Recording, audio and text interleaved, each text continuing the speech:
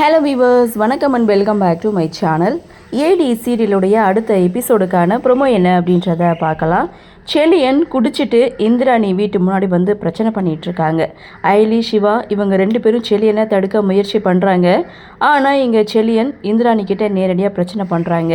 இந்திராணி செலியன் குடிச்சிட்டு வந்ததை பார்த்துட்டு என்னை நிம்மதியாகவே இருக்க விட மாட்டிங்களா, தயவுசெய்து இங்கேருந்து கிளம்புங்கன்னு சொல்லி செலியனை ஒரு பக்கம் திட்ட, இங்கே இந்துமா அப்படின்னு சொல்லி செலியன் இந்திராணி கிட்டே பேச ட்ரை பண்ணுறாங்க.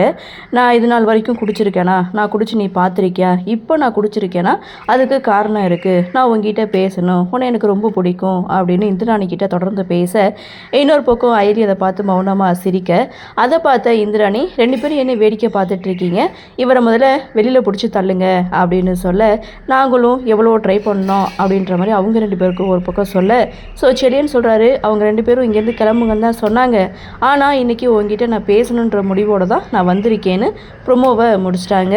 ஸோ இதுதான் செலியனுடைய பிளானாக இருக்குமா, தான் மனசில் இருக்கிற காதலை இந்திராணி கிட்ட சொல்ல முயற்சி பண்ணுறாடா அப்படின்ற எதிர்பார்ப்போட ப்ரொமோவை முடிச்சிட்டாங்க. சரி, என்ன நடக்குது, என்ன மாதிரியான சுவாரஸ்யத்தோடு கதைக்கள நகர்வை கொண்டு வராங்க அப்படின்றத நாமளும் பொறுத்திருந்து பார்க்கலாம்.